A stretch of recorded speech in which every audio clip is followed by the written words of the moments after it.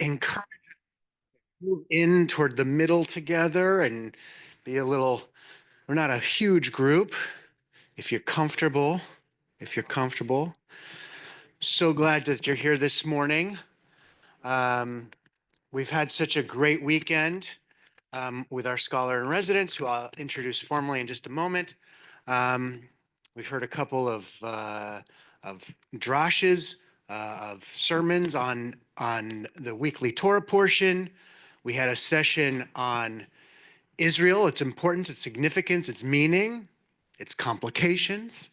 Yesterday, last night, um, we had a conversation about the future of Judaism, looking from a historical perspective, particularly on American Judaism, moving forward, and what are some of the tropes, the themes to expect, and what are the challenges that we may face in the future. And it's all been super stimulating, and I'm sort of sad that this is our last session together.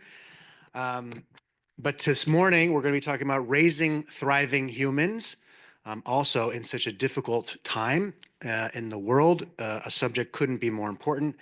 And so I will, for some of you, this may be your first time meeting Rabbi Artson, so I will give his introduction and I'll leave it to him.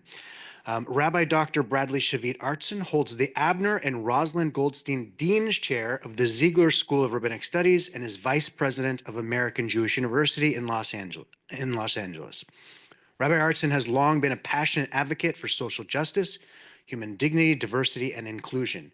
He wrote a book on Jewish teachings on war, peace, and nuclear annihilation in the late 80s, became a leading voice advocating for GLBT marriage and ordination in the 90s, and has published and spoken widely on environmental ethics, special needs inclusion, racial and economic justice, cultural and religious dialogue and cooperation, and working for a just and secure peace for Israel and the Middle East.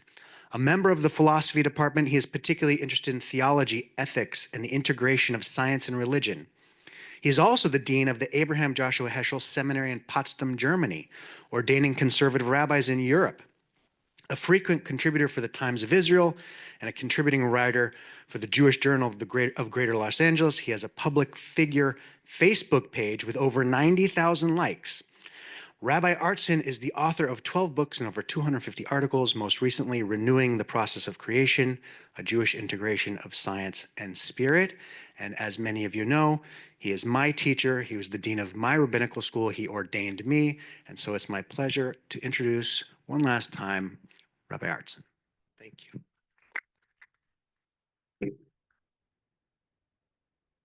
Thank you.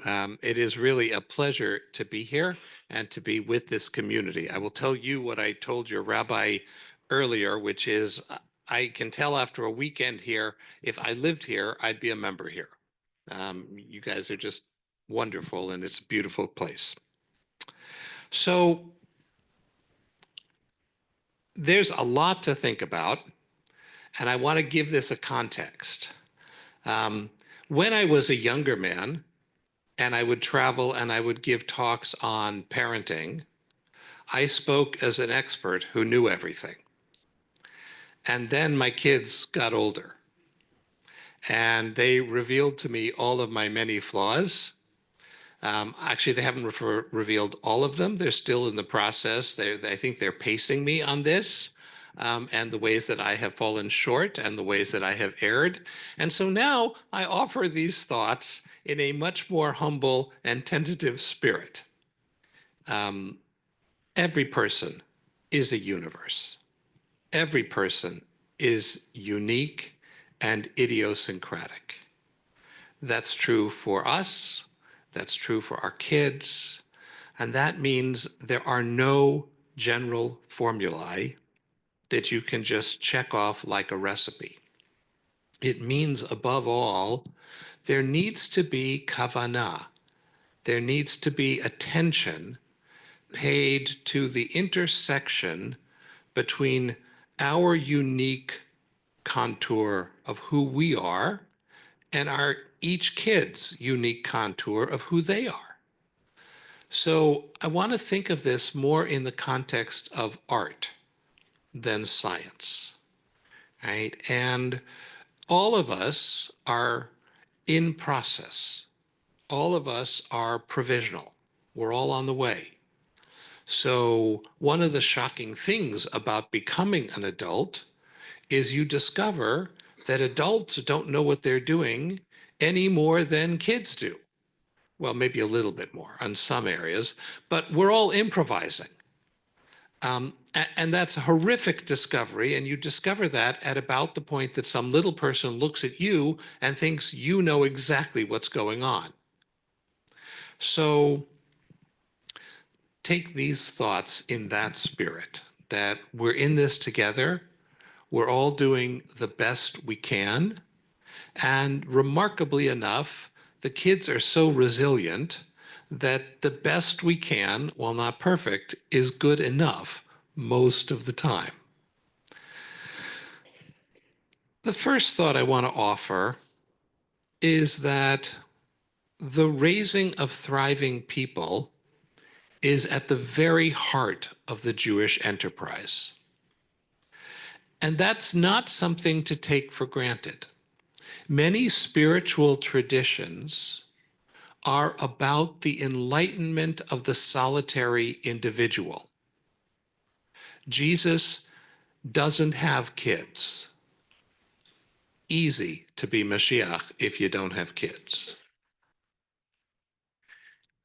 Right? One of the more horrific stories in the Gospels, Jesus is preaching to a crowd, and his mother, Mary, shows up at the borders of the crowd, and she says, I can't get to him. Would you tell my son that I'm here?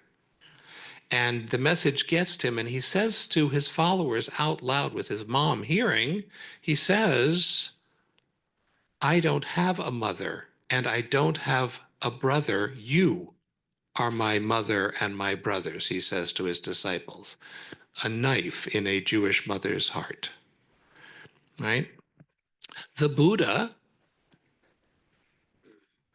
the Buddha is raised a prince in the palace. And his wife gives birth to his first child, and he sees somebody dying in poverty. And his encounter with suffering is so severe to him that he flees. But he's not just fleeing wealth and royal title, he's abandoning his newborn baby and the wife who just delivered that kid. That's a very different image of enlightenment than what the Torah offers. I'll share with you a little known obscure fact. I'm very good at obscure facts. One of the great rabbis of the Middle Ages, Yosef Karo, who wrote some of the most important books of Jewish law in the Middle Ages and some really important mystical works. He had visits from the Mishnah, which is an early rabbinic legal text, embodied as a woman in the middle of the night, and she gave him advice about all kinds of important things in life. But one of the things he put in his diary is that he wishes he were Christian or Muslim so that he could leave his family and become a hermit and devote himself exclusively to his connection to God. But, said the rabbi, what can I do? Jewish law impels me to have a family and have a community, which he resented. But it is true that Jewish religion turns our attention not away from the busyness of the world, but rather says it's in that busyness that holiness is to be found, right? Don't wait for tranquility in your home. Pray into the noise, right? And that's crucial for everything I'm about to say. And you can see it by the way the Bible even starts. The first book of the Bible, the book of Genesis, should be subtitled The Book of Disastrous Families, right? Every one of them goes off the rails in different ways. There was a cartoon in the New Yorker several years ago that showed two dogs talking to each other. And one says to the other, yes, of course I'm happy. I was separated from my family of birth when I was 6 weeks old. That's kind of the cartoon for the book of Genesis. Abraham, founder of monotheism, is a fine and fabulous person who offers up his wife to Pharaoh, and then he offers her up to a king in Israel, and he busy tries to sacrifice his favored son because he banished the unfavored son. You can imagine the eulogies at his funeral. His son Isaac, I imagine, scarred by the experience of his father trying to slit his throat. According to the chronology of the Bible, he was 36 at the time, which, by the way, is probably the age you're actually thinking about that as a father. Um, he then favors his ruffian son over the wimpy stay-at-home son, right? Who outfoxes his dumb athletic brother for the birthright. The brother then wants to kill him, so his son, the not favored one who's going to get the covenant, has to flee, and he flees for 14 years, where he encounters a father-in-law just as devious as his dad. So the father-in-law pawns off on him the daughter he's not in love with, and then makes him work an additional 7 years for the daughter that he does love. We're talking about Jacob here, right? So that creates an interesting family dynamic, doesn't it? In which these two women keep trying to produce children, hoping that that will get him to love them. Right? And that produces a really great brotherly affection among the boys, each of whom are pawns in a war among their parents. And so they end up taking the favored kid and sticking him in a pit and then selling him to Midianites. And then when they are starving to death back in Canaan, they end up going down to Egypt, where it turns out that brother Joe has made it big time in the big city, and he tries to imprison them, almost killing his father in the process, and probably on purpose. That's what we come from. That's our origin story. And I love those stories. I love those stories because I can't relate to a book in which everyone is perfect. Because I don't know about you, but I'm not perfect. I'm trying to do better all the time, well, much of the time. And looking back, I see the train wreck of wrong choices that I made, or times that I was just too distraught to be my best self. And I see my wife and I struggling to stay connected and to be able to have a relationship that is meaningful during all the storms of raising children. And I see my kids being alternatively exasperated or remarkably patient with their imperfect parents. And when I read the book of Genesis, I think these people are us. That's like my family. We're not perfect, but we're beautiful. We're not perfect, but we love each other. And we try really hard to have each other's backs.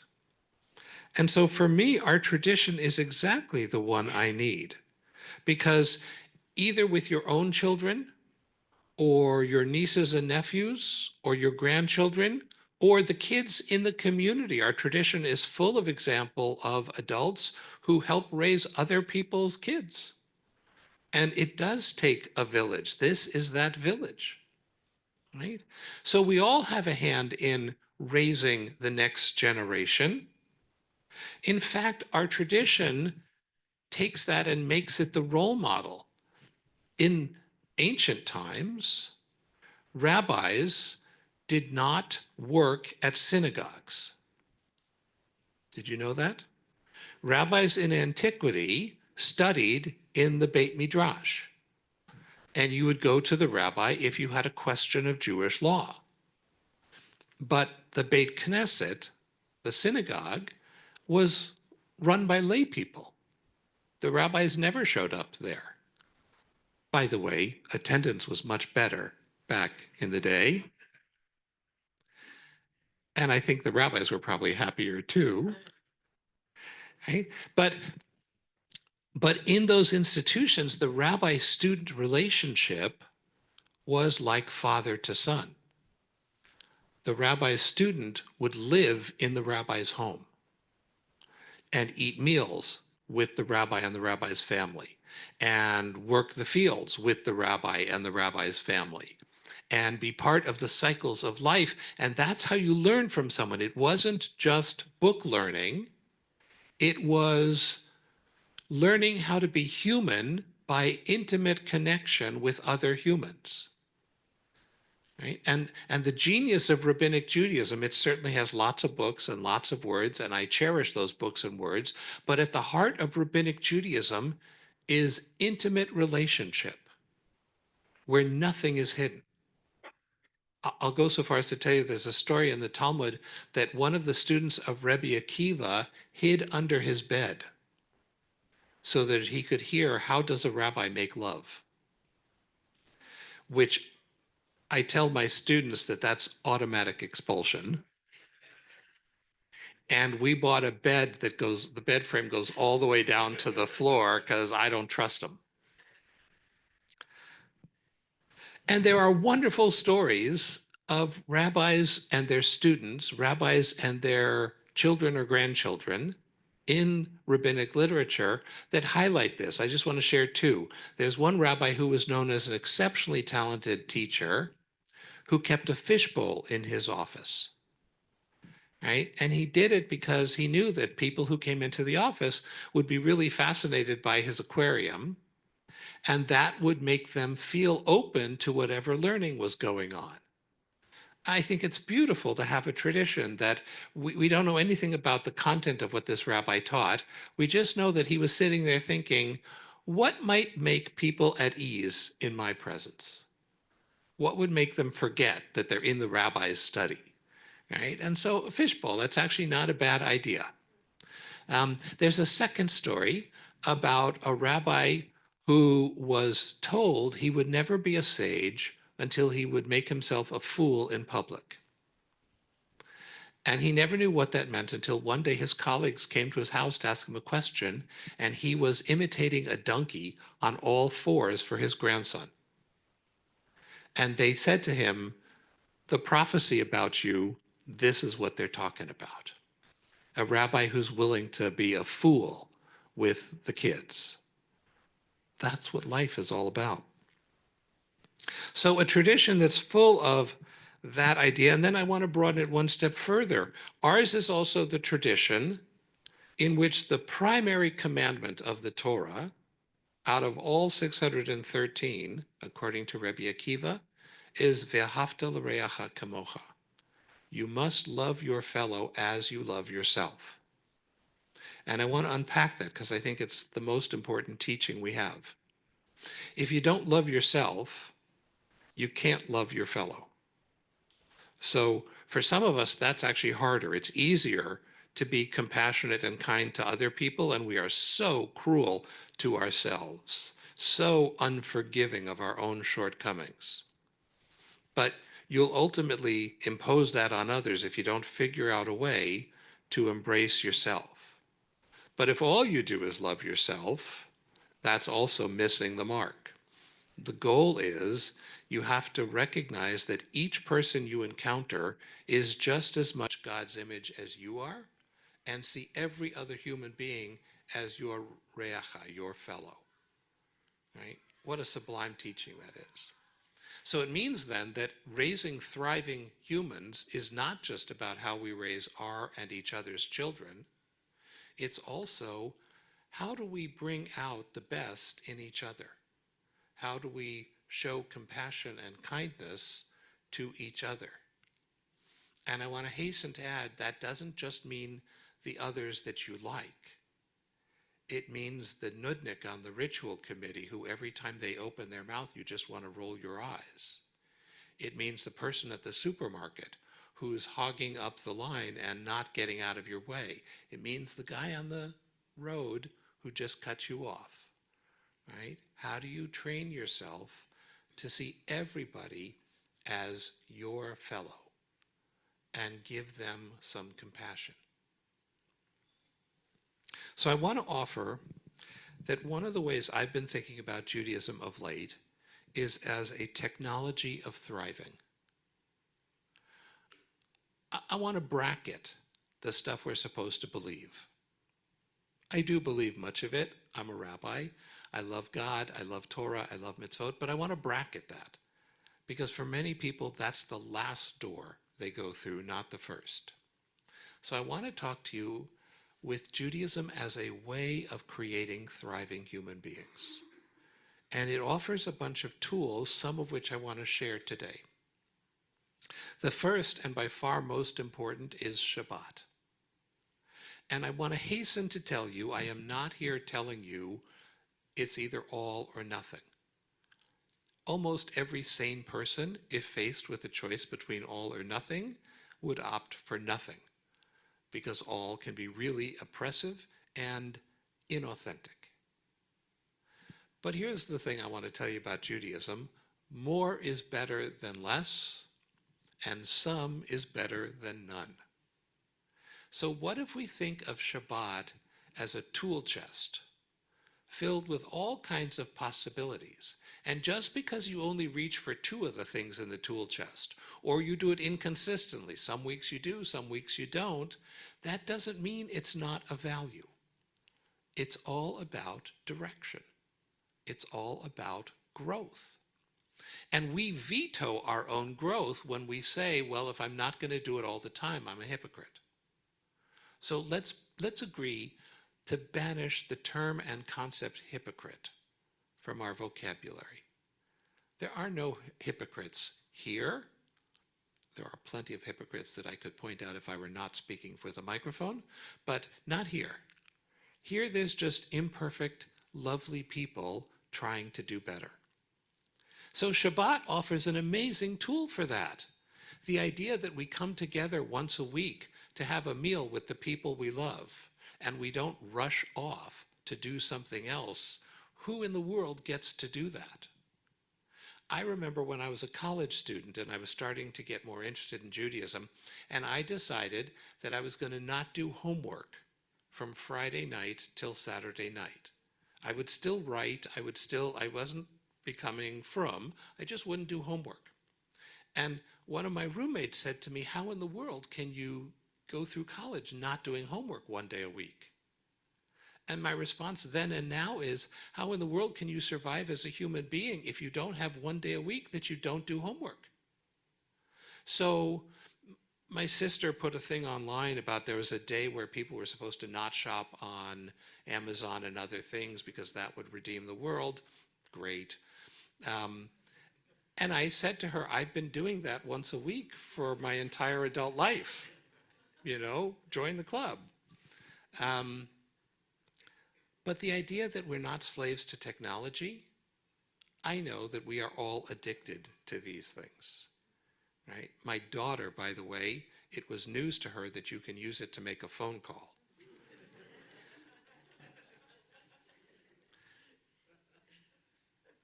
Our minds have trained ourselves that if there's a quiet moment, we pick it up. We pick it up hoping there's, redemption on the other end, but we pick it up as a nervous habit that's now become automatic. Once a week, you can't. For me, the day changes. I'm picking it up compulsively all week, and then the sun goes down Friday night, and suddenly I don't have the urge anymore. Right? I know people of a previous generation who were chain smokers who didn't smoke all of Shabbat, and then the minute Havdalah was done, had to get a cigarette in their mouth. But during Shabbat, they didn't miss it. Right? What if we could liberate ourselves and assert our freedom from the chores that demand our attention all week long? That would be a beautiful thing. And I'm not asking you here to become Orthodox. I'm just asking you to consider what would it feel like in your life to have a technology-free period of time? And maybe 24 hours is too much. Maybe that would kill you. So how about Friday night? No technology at the table. How about Saturday morning until noon or 1 o'clock? No technology. Start with something. But Shabbat is an amazing thing. For me, it's been the anchor of my week. You know, I'm very lucky. Both of my kids live near me. And every Friday night, I have my adult children around the table. And the weekends when I don't, we have friends around the table. And I live Friday to Friday, Shabbos to Shabbos. Right? You can too. I know that for me, going to shul on Shabbat morning, going to the synagogue on Shabbat morning, anchors the week. And I will confess to you, I'm not paying attention to the prayers the whole time. Sometimes I listen to the rabbi's sermon, sometimes I drift off. But having 3 hours to kind of sit with the week and filter it out and decide what I need to put on a shelf and what I need to attend to, and having a chance to talk to God a couple times in that service, by the end of the service, I'm ready for the week again. The holidays function in the same way. So not only Shabbat, but we have a cycle of the year where the mood changes. We're now in that part of the year which is more communally oriented.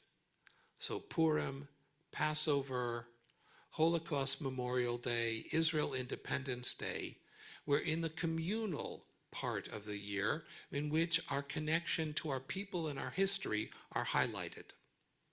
And then after Tisha B'Av, the fast day, we'll pivot towards the more introspective holidays. We'll pivot into the orbit of Slichot and Rosh Hashanah and Yom Kippur and Sukkot, which are much more about our inner life. Sukkot, of course, being the transition back into community, right? So we go in the year from internal, introspective, to communal and historical, and we circle back and forth like our lives do. And the holidays give us a chance to attend to those aspects of ourself and our culture, and they enculturate our children. I will confess to you a secret known only to rabbis. Sermons are the least effective form of education ever invented by human beings. I teach sermon giving to the rabbinical schools, classes called homiletics, which is the technical term for comfortably sleeping 200. And my first thing I do in class is I ask the students to free associate. I say, I'm going to say a word. You shout out the first thing you think. Ready? No filter, just shout it out. Sermon. That's what all of you thought, but one person was brave enough to say it.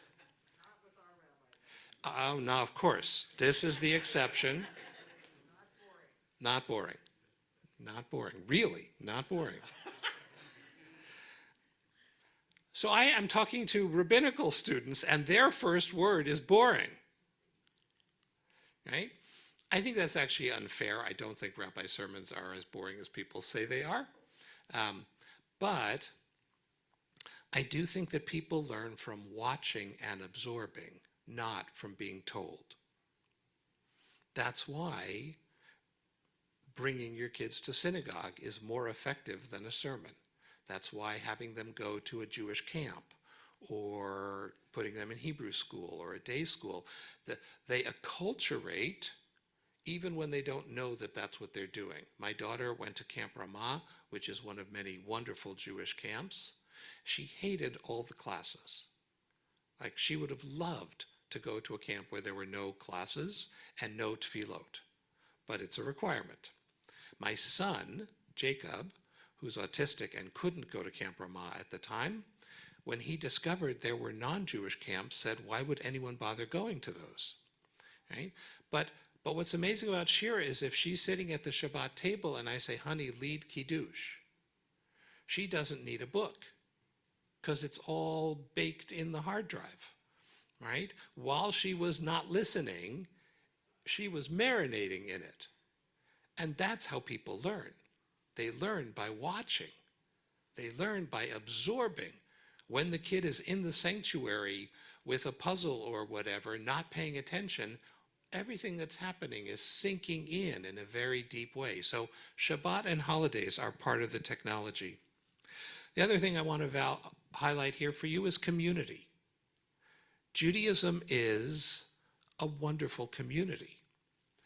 Kids, for example, who grow up in a synagogue have countless aunts and uncles, right? And they get to know familiar faces, which, by the way, I think is a solution to one of America's greatest problems, which is loneliness.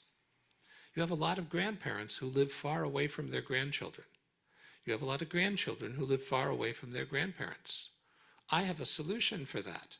On Saturday morning, this is a room full of would-be grandparents eagerly waiting to hang out with your kid, right? Take advantage of it, right? Because you'll be solving two families' problems, right? And Judaism models that kind of community both locally and internationally.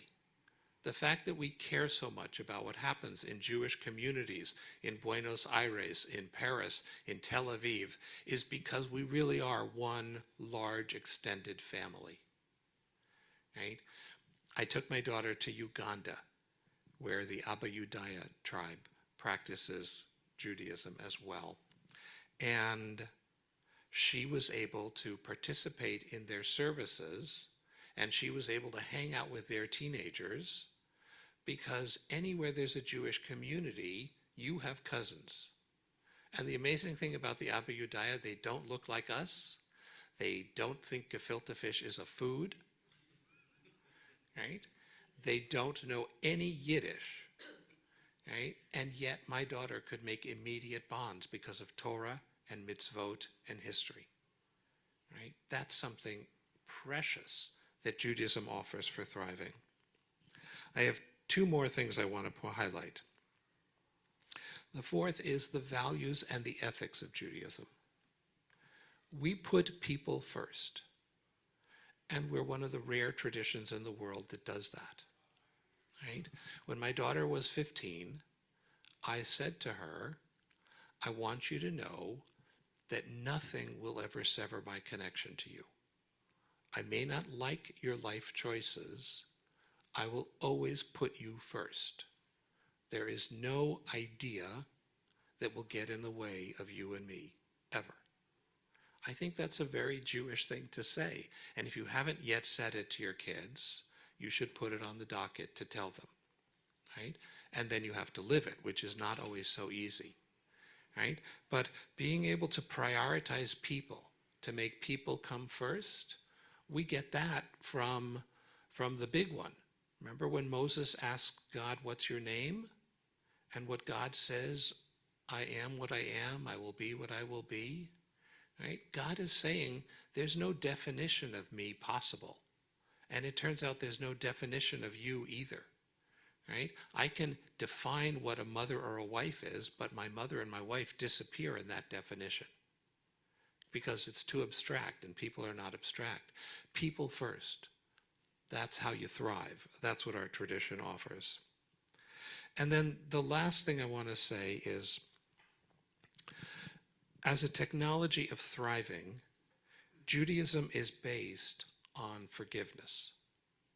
So I want to offer you a tradition to incorporate into your families that, for me, made a big difference when my kids were little. Every night I would sit on their bed with them when they went to bed, and the last thing we would do is the Shema.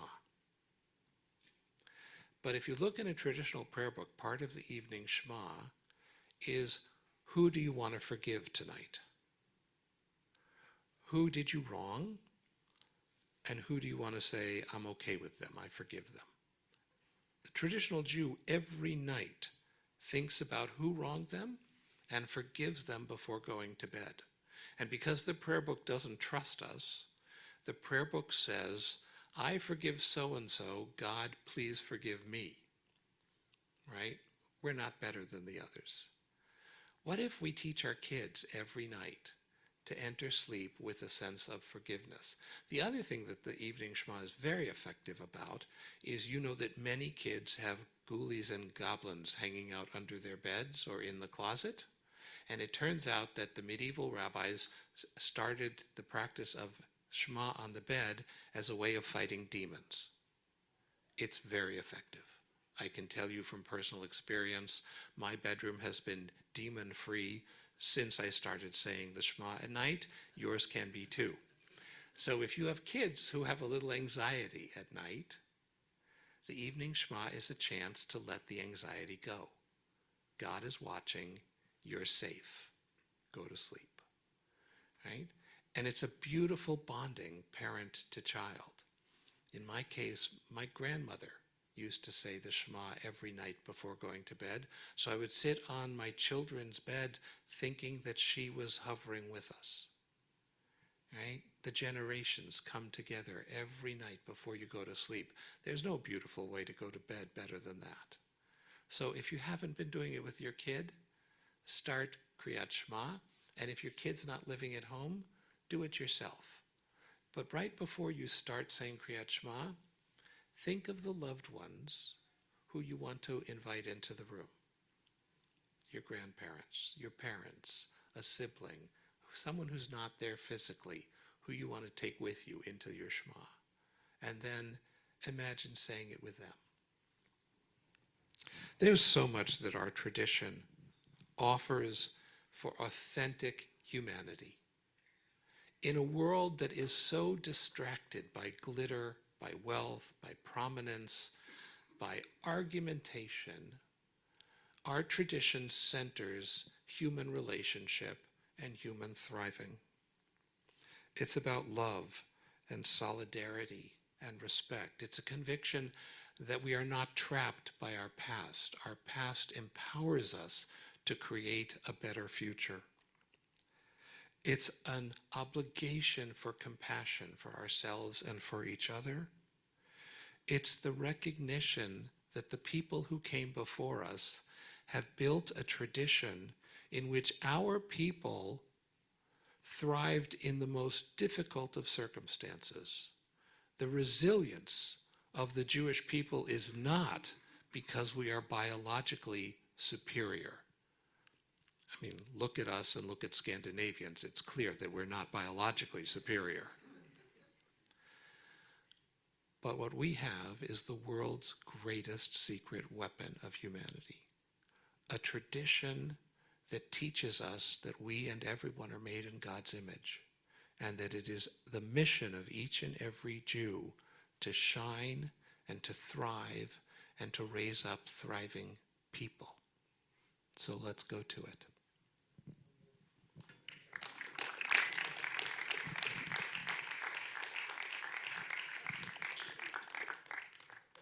Thank you, Rabbi. Thank you.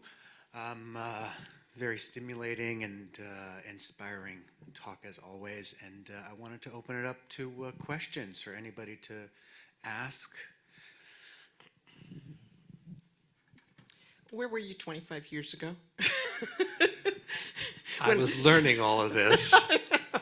No, I mean, so yes, I love what you've been saying. For me, those of you who've been around here long enough know that my kids were running around here when they were little and reading their books and having lots of aunties and uncles and grandparents that they didn't have here. And they still remember running around the circle. But it gets harder when they get into their 20s. And some of the things that you've said, I certainly have not done. And it's also the time when I think a lot of us separate from community and religion. And so I want to get your thoughts on that phase of childhood and the transition into adulthood. So my kids are 32. I have twins. One of my great disappointments, when my daughter celebrated her first anniversary, we took them out to celebrate, and I said to her, Shira, you've done really amazing, and you've proven that you can be married, so now you can come home again. And my son-in-law cracked up, and she turned to him and said, you know my dad's not joking. They grow up. They grow up. We're even supposed to want them to grow up, although let's be honest. And that's a challenge. And I want to highlight two aspects of the challenge. About a fifth of adults in America are estranged from their parents. Astronomical numbers. And I think the only reasonable thing to say about that is it's not always the parents' fault. There's no greater shame when your kid won't talk to you, won't let you into their life, sometimes does tell you why, sometimes just cuts you out. No greater shame. Because our popular image of family is everyone around the table, everyone harmonious, nobody disagreeing. And for a large number of people, that is not true.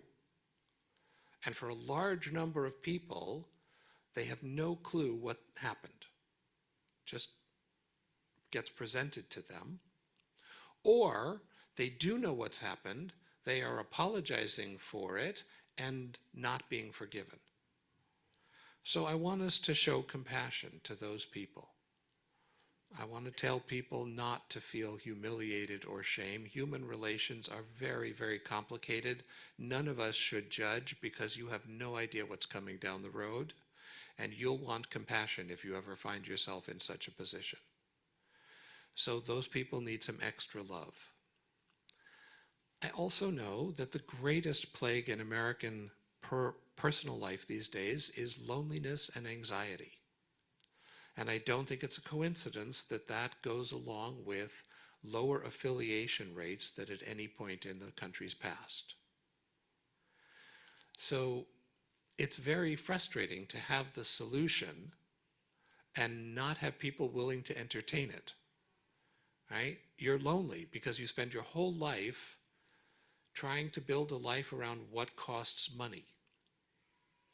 And right here, I have something you can do that will alleviate your loneliness. I have a wonderful group of people who meet and sing and have a meal together, and you can be part of that. And then they also do things during the week, and you'll get to know people, so you'll have meals with them during the week, or you'll go for a hike with you. There is a solution at hand, and I keep wanting to say to America, you don't have to keep suffering alone. Okay, but the adult kids, there is a pivot that happens. At some point, they determine their own lives. And I think the challenge there for us is, can we truly give them permission to do that? Can they make decisions different than the choices we would make and still be great? So I joked about this yesterday. My daughter Shira, who is pure sweetness, if you want her to run out of a room, if you need to have a conversation in private, what you need to do is open up a Chumash or a Siddur, and she's gone. And she's very Jewy. She just not shul Jewy. You notice I'm a rabbi. Like, is that okay? And the answer is, it has to be. Has to be. If I want a relationship with her, then I can't be harboring the hope that she becomes like me at some point. I have to actually love her. So you have to be able to admit that there are a million ways to be a good human being, and just because someone grows up with you doesn't mean they're obligated to pick your way. And that can be really, really hard because you're used to telling them how to do things. I stayed with my mother 2 days before I was here, and she kept resetting the table when I would set the table. Like, I'm 65.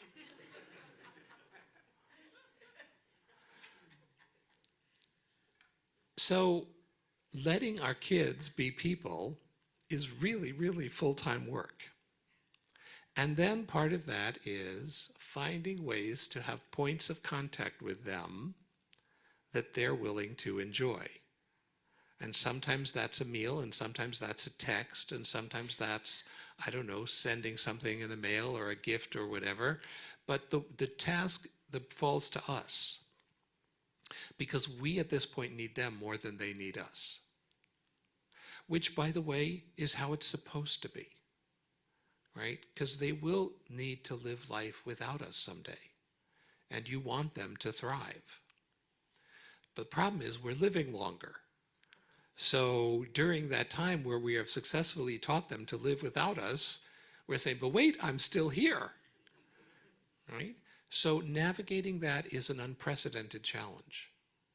People used to die a lot younger, right? And now many people are lucky enough to live a long, long time, and we don't know what to do with them, nor do your adult kids. And so there are no rules. But I want to tell you, these are very helpful. What if you start inviting, if your kids are local, what if you start having a Shabbos meal with them? Doesn't have to be every Friday night, could be once a month. But what if you start finding ways, have them over for the Jewish holidays? I will tell you now, Passover is coming. If you haven't started a conversation with your kids about what do you want to do for the holiday, this would be a good time to have those conversations, right? And think of ways to be connected. But that's on us, that's not on them. Can I ask a question, actually? Can I preempt you guys real quick? Because I think it's relevant to everybody here, which is, we were talking about it in a car briefly, which is that, and we have, and I'm so glad to see in the room, we have parents of small children, parents of older children, teenagers, grandparents are in the room. And one of the things that we see, let me start like this. I'm a true believer in synagogues. This epidemic of loneliness, this is the answer to all of that. And I want to be an evangelist and say, come on, get in the pool. This is the place to swim and to be inspired and to connect with others and to be refueled to go out into the world. This is exactly what our teenagers need. This is exactly what our kids need. But the world, and we experience this from each generation, from grandparents all the way down to parents, with all of the competing factors in society that are trying to draw our kids' attention, and we feel compelled, sometimes as grandparents or as parents, like, well, my kids should be doing this other stuff, otherwise they're going to be doomed to a life of flipping burgers or something.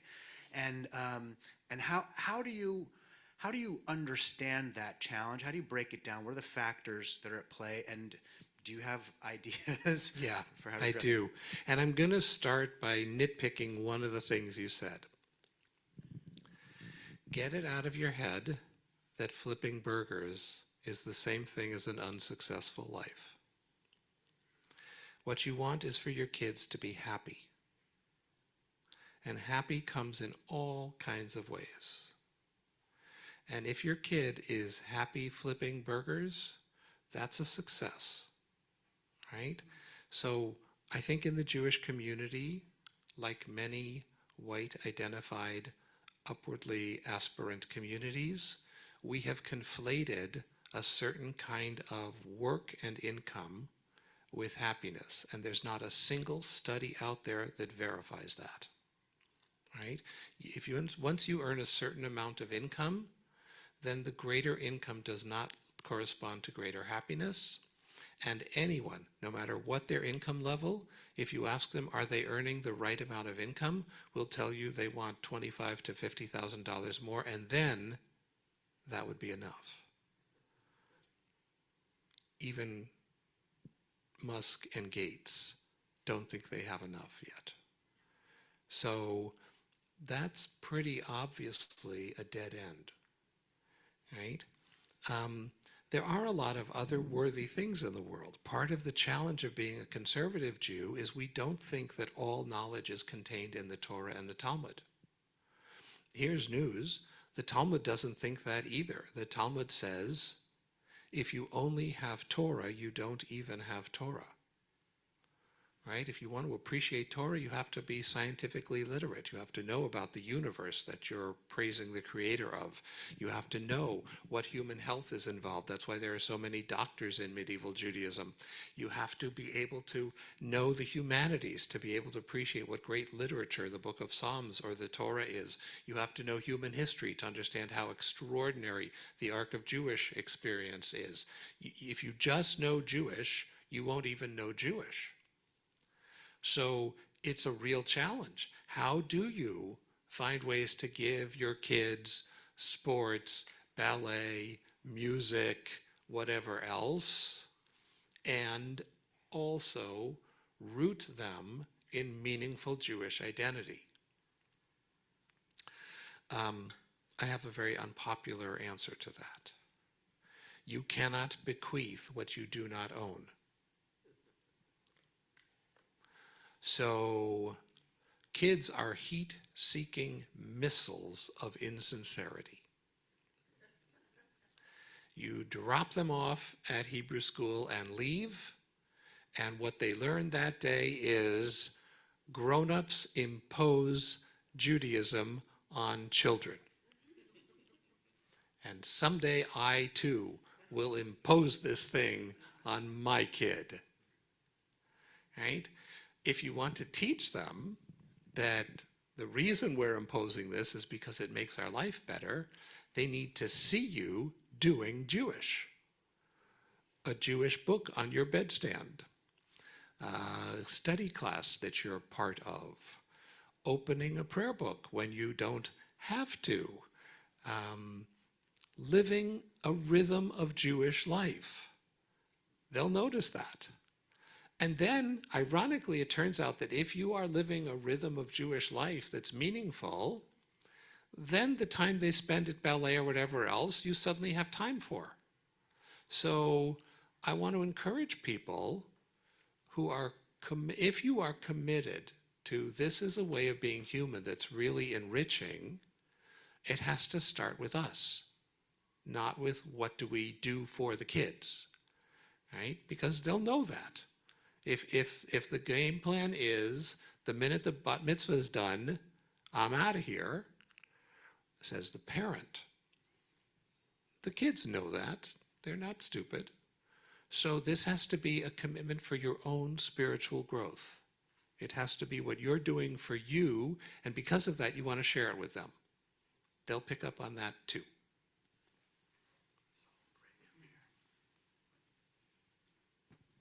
Thanks. I wanted to pick up on the Rabbi Akiva quote that you mentioned about loving your fellow as yourself, and you sort of extended that to the people you meet in the grocery line.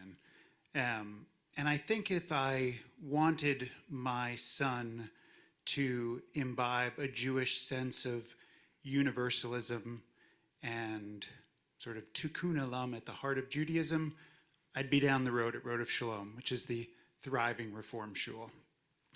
I am here at a conservative shul for my son. I'm a board member of a conservative shul because I believe in a particular Jewish brand, a brand of Jewish particularity, and teaching a sense of duty and loyalty and tribal affinity to our kids. So how do you balance that as a conservative rabbi?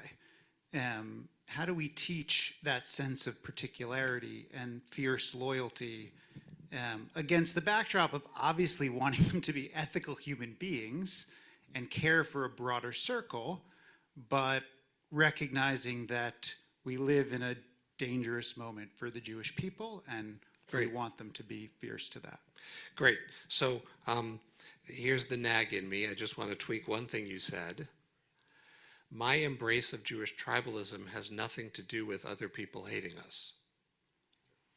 Imagine a world in which there's no anti-Semitism. Everybody acknowledges that Israel has the right to be a Jewish nation. I'm still a tribalist.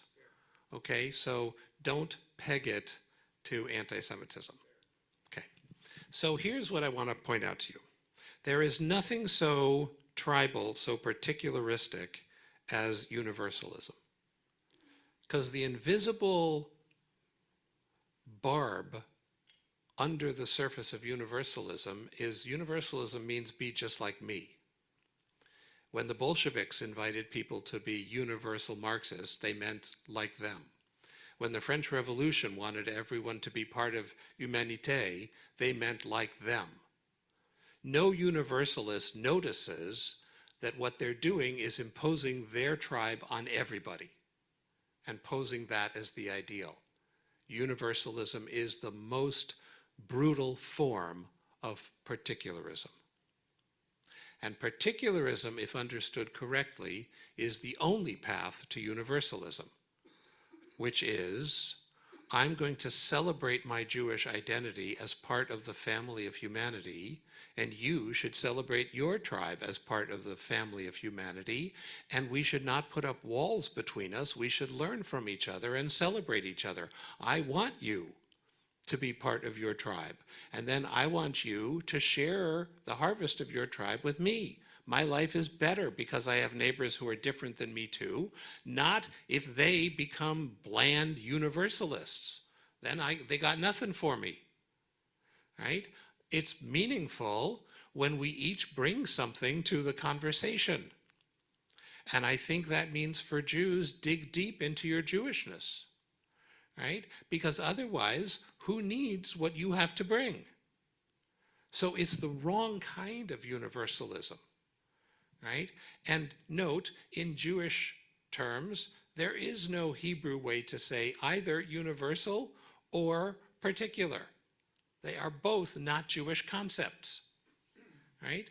So I agree with you, and I also think the way of framing it is toxic. Because what you pose then, once you see the world as either universalistic or particularistic, you have to pick one or the other. But as I've indicated, particularism is the only way to be truly universal. And that's the goal. Judaism doesn't say, just care for your fellow Jews. We have responsibilities to humanity, right? But those responsibilities are precisely because we are commanded at Sinai. If you don't accept the commands at Sinai, then you can go off and pursue your own hedonistic benefit without care. That's profoundly un-Jewish. We are commanded to both ethical monotheism and ethical nationhood. And those are heavy burdens, but they come precisely out of our particularity. So I want to agree with you by reframing it, right? It's only when we are true to our Jewish core that we become productive citizens. And that idea in modern times was most associated with Justice Louis Brandeis, right? Who made the powerful argument that it is only Jews who are loyal to their Jewish heritage who can be good citizens of a democracy. Because if they're willing to jettison one tradition, they'll be willing to jettison another.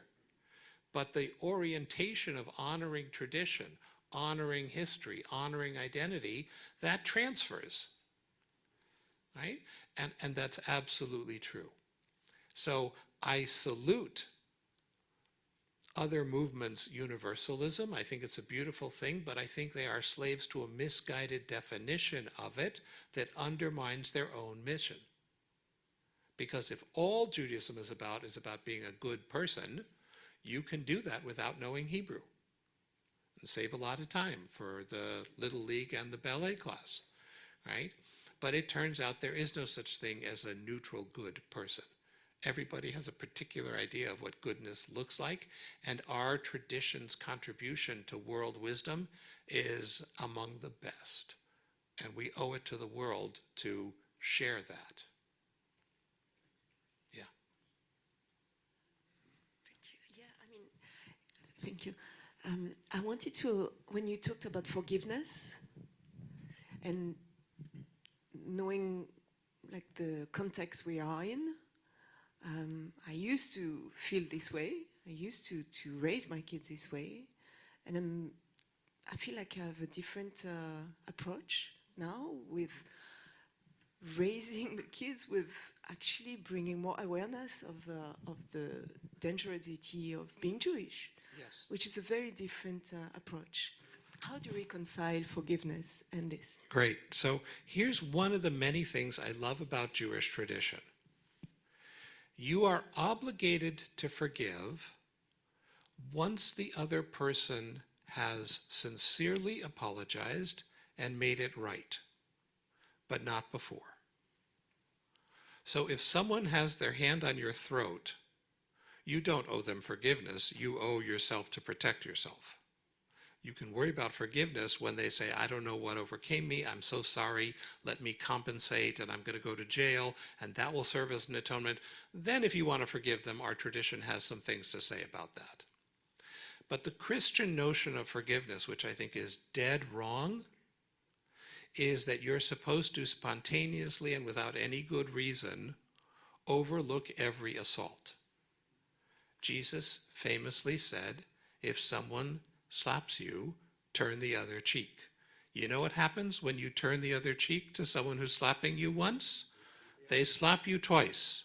Shame on you, right? If someone slaps you, well, my grandfather's way of saying it was, if someone calls you a Jew, hit them and then ask them what they mean by that.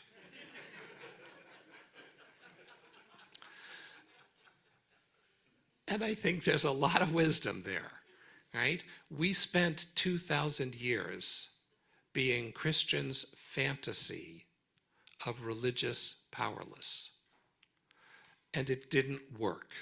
Being dependent on the goodwill of others from a position of weakness simply invites assault. So the great revolution of Zionism was to say, we're going to try the other end of the gun for a change. Let's see how that works. And I think it's fair to say we haven't done a notably better job than other people who hold guns. But we don't have to do better than them. If they have the right to do it badly, so do we. And I still prefer to be on the other end of the gun. And I like the fact that people are a bit afraid of us. I think that's a good idea.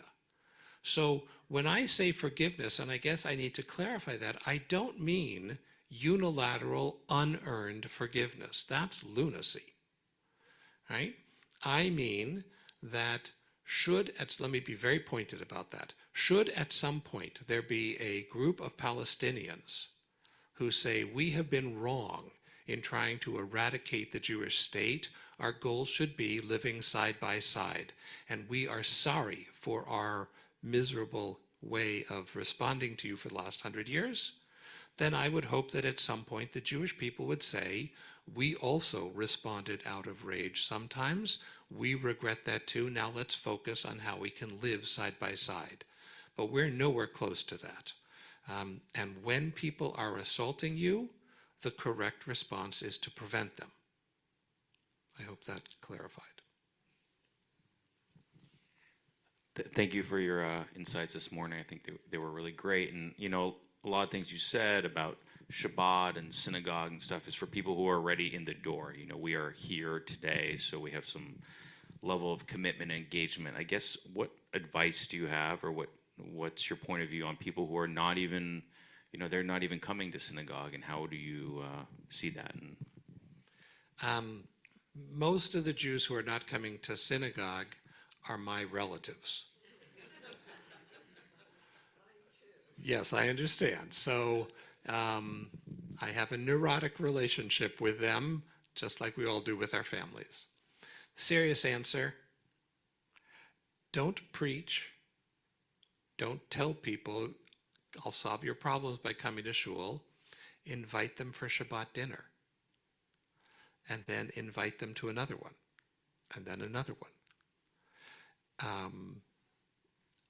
If there's adult learning, say, hey, my rabbi's incredible. Come with me to this one class and you'll see, right? Don't tell them we want you to join immediately. Nobody does it that way. You first date before you propose, right? So start the dating. Get them interested. Find some hook. If they're interested in environmental stuff, hey, my synagogue has a program about recycling. Come join us. We're going to be cleaning up this beach, right? There's a lot of people who are waiting for the invitation. And generally the invitation they get from us is Rosh Hashanah is coming, spend a couple $1,000s to buy tickets to a thing that will put you to sleep and convince you that you were right to not come back for another year. Thank God the Jewish people have annual amnesia. Somewhere in August, they forget how incredibly tedious and endless the service was, and they sign up again. our institutions rely on them, and I think they're our heroes. But what if we started by just offering them to meaningful things? If you have friends who have little kids, bring them to the Purim festival. It's really fun. And you don't have to be fluent in Hebrew, and you don't have to have bought into a whole bunch of theology. It's just really fun. Have them come to Shabbat dinner. If your Shabbat dinner is anything like mine, the amount of ritual is pretty little. The food is great. The conversations are great. And who doesn't love a really good meal, right? So give them the experience, right? And the experience will sell itself. That's my recommendation. We all know people who would be happy to have the invitation, and then you don't have to preach. They'll ask, why do you do that? What's the point of having those loaves? What's the history of that? And that will win them over. My son Jacob had an aide who came from Latin America, and Jacob is autistic, and so he had this guy who accompanied him during the day, and Frankie was amazing. And Frankie, based on what he saw with Jacob, enrolled in the undergraduate college at American Jewish University. He was the only non-Jew in the college. No one in his family had gone to college ever before, so we had to give him lots of advice to get him through.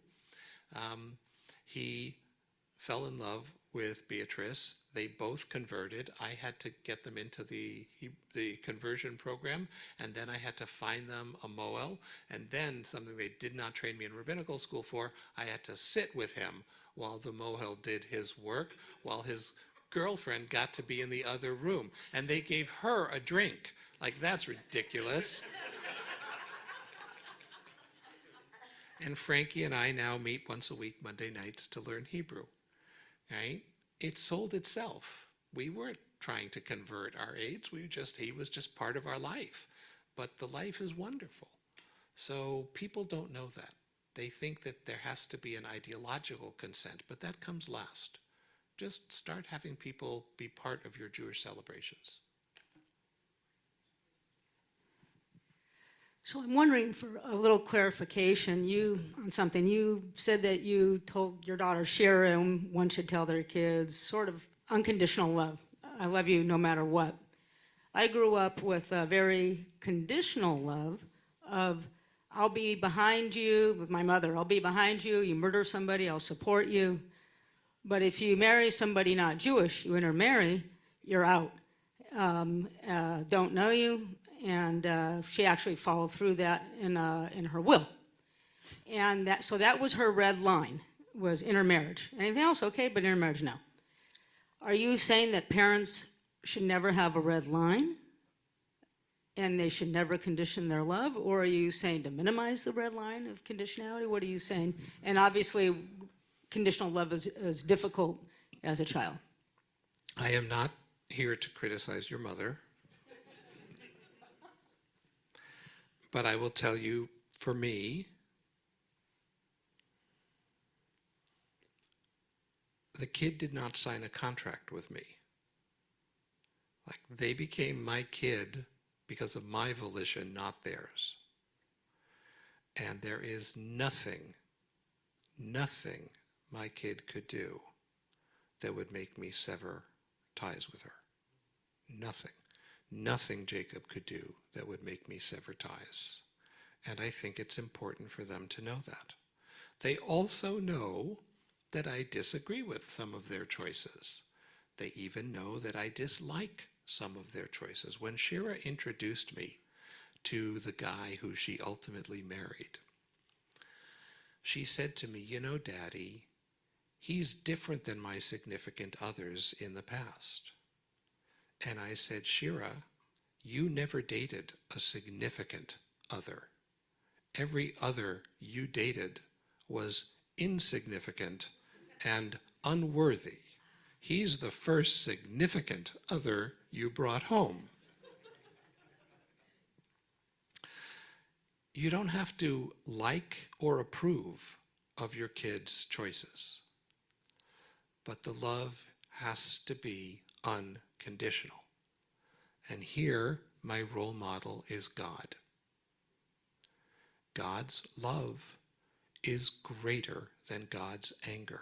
That permeates our tradition, right? God loves to the 1,000th generation and is angry for 4, right? That's a good ratio. So I am not saying you have to approve of everything your kids do, but ironically, what gives you the ability to say, I really don't like that choice, is it has nothing to do with whether I love you. Unconditional.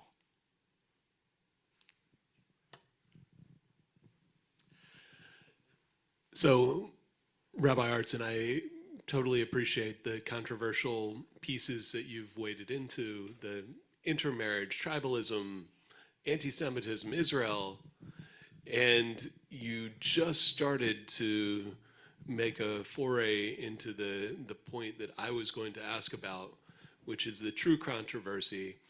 There was a study that came out this week that cited the Jewish community as the least willing and engaged in prayer and in actually invoking God.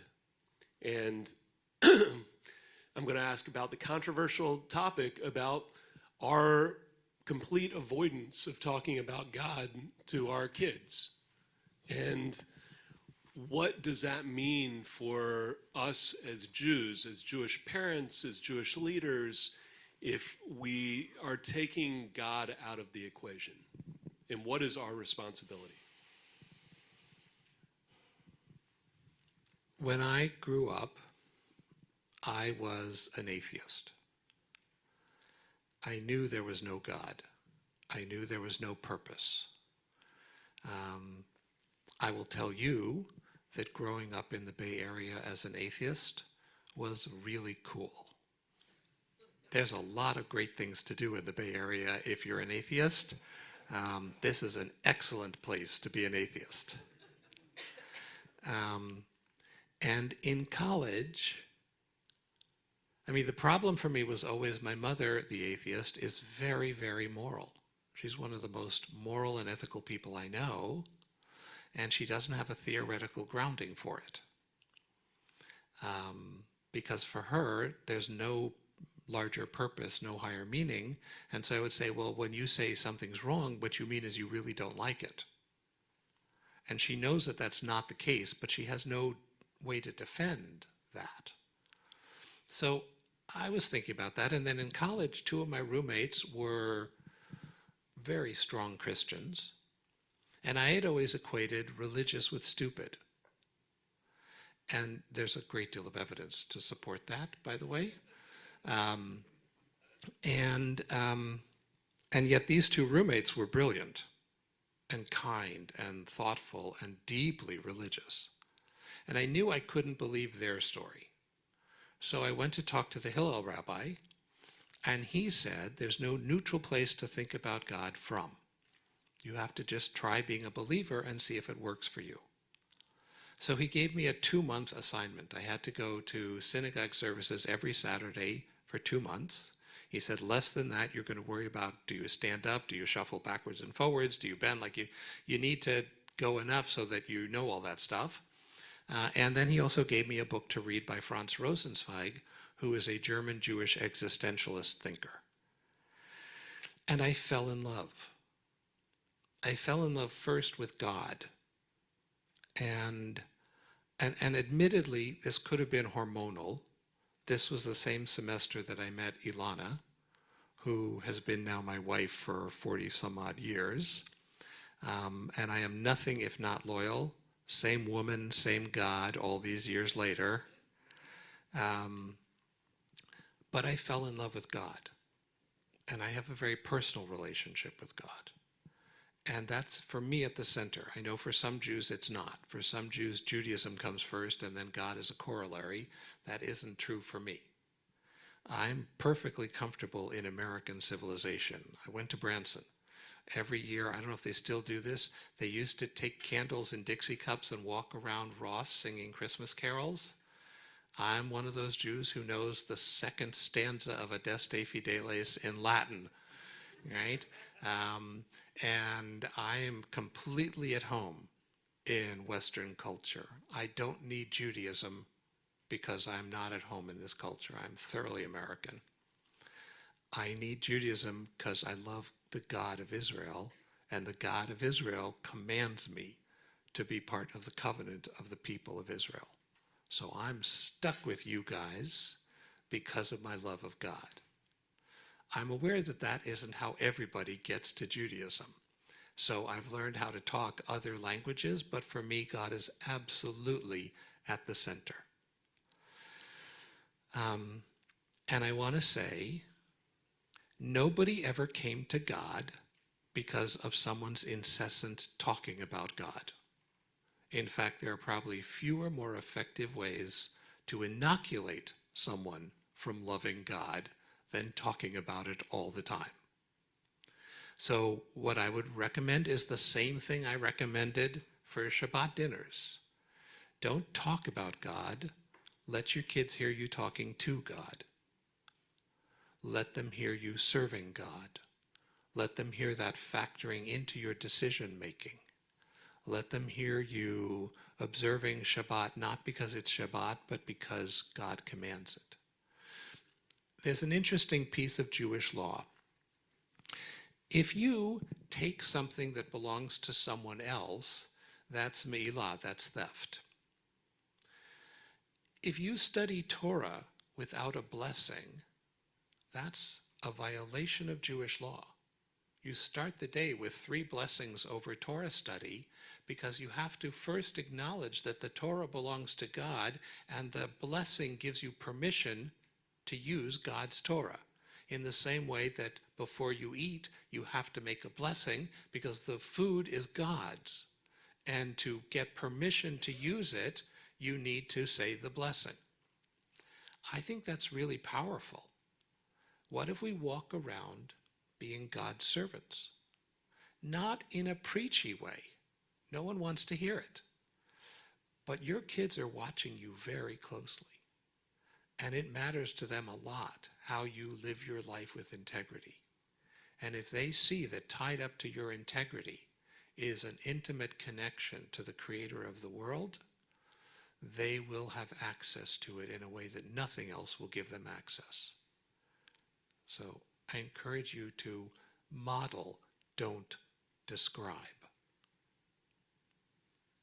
Maybe just one more question, as I know we have to make some transition time because the kids are coming back in here. All right.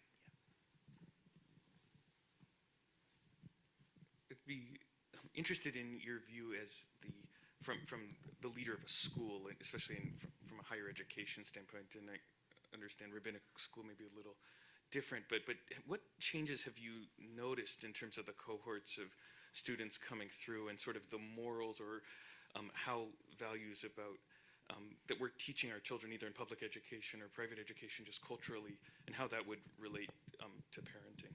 Great. So what I will tell you before I answer that question in depth is that, of course, my favorite student ever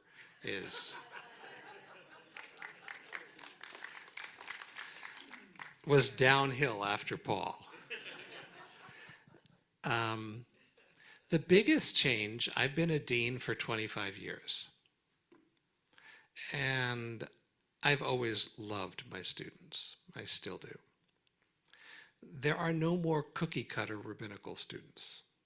When I started, we had rabbinical students who went to the synagogue preschool, then they went to a Solomon Schechter school, they started going to Camp Ramah, they went to USY, then they did year course on Nativ, then they did the joint program at JTS in Columbia, and then they came to rabbinical school.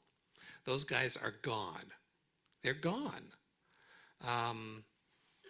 I get people who were at an ashram in India, and they came home for the high holidays to their suburban synagogue expecting to be bored out of their mind, and there was nothing else to do but read the Machzor, and they discovered that all kinds of spirituality had been smuggled into the Machzor while they were in India, right?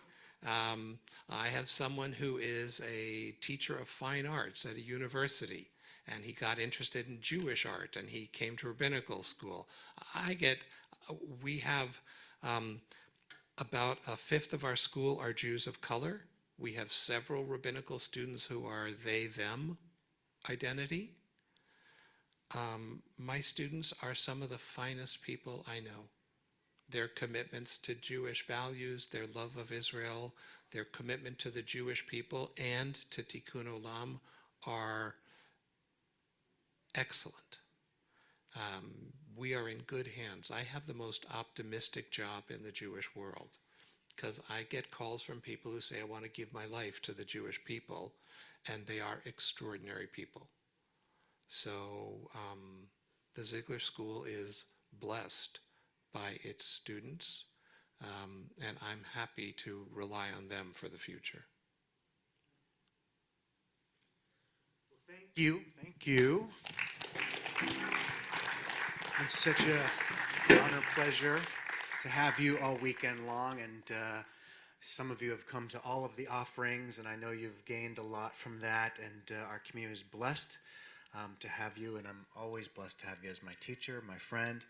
And thank you for all being here and taking advantage. This session, by the way, was recorded, so there will be an opportunity to share it out into the world when we get all that done. The session from last night also was recorded. I wish you all a wonderful day. Thank you all for being here, and see you soon.